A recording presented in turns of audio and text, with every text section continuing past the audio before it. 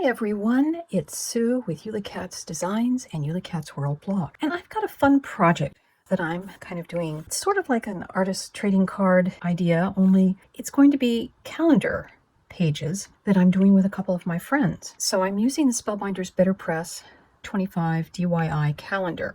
So it has all of the plates for the different months, and I went ahead and stamped out all of the months.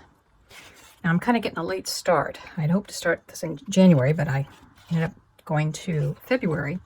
So I'm going to give my friends January's already just stamped using the Snowdrop for January plate, just stamped in leaf green.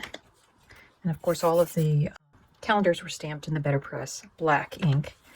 And every other month is either gray or white cardstock, and this is the Better Press lightweight paper, and I'll have it listed in the supplies used below.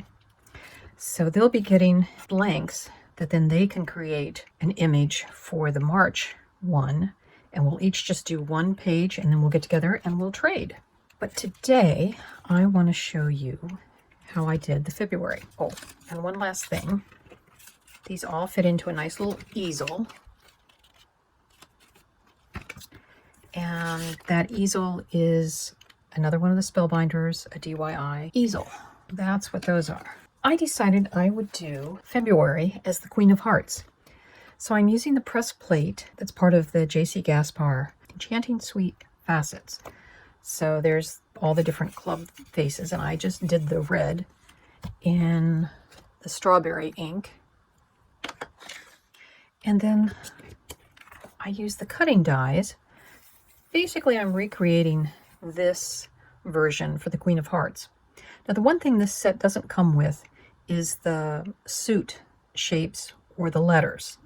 All you get is the figures and their outfits, but not the club suits. Because I need to make 3 more of this design, and I have packaged up each of my friends' months. So in preparation, I cut out 4 of each of the pieces I'm going to use. So there's my heads, and there's the hair. And then these little packets have all the tiny pieces.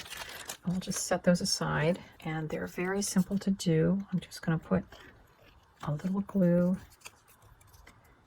there, and because the dies kind of show you where things should meet up.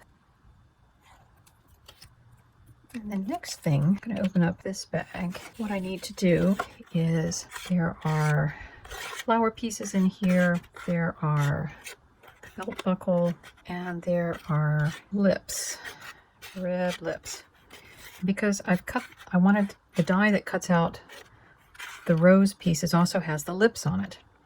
One thing I like about this set is it tends to put like things with like things on the dies, but I thought the rose would look good if it were in 2 shades of red. So I've actually used 2 shades of dark red.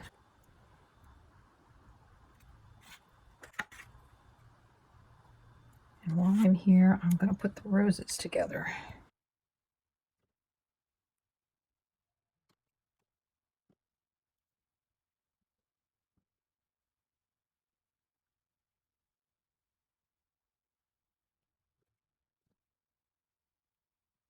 The necklace, because it's cut out in the same die that has the belt and the cuffs and the collar, I ended up cutting it out from white, and then I just took one of my alcohol markers and colored it pink. So I have my pieces sorted out. First thing that we'll do is we will glue the dress bodice onto, now we'll put collar on. And then sort of this capey sleeve. Again, I'm using the emboss feature to know where to put the glue and then where to line up the pieces. So I've got 2 out of the 3 ladies all constructed, but I'll show you how they go together. A white cuff goes on the arm, and I like to put glue on the shoulder. And then I'm just putting glue where the cuff is so that I'll have room play with putting the flower in her hand. The capey sort of sleeve, I put glue along the shoulder, a little bit along the collar, along the side of her bodice. And then I'm just kind of lining that up as if it's going kind of around her shoulder as such. If I'd been smart, I would have put belt on, but it's easy enough to add at this point. Just lining up bottom edge and the side edge. And we'll put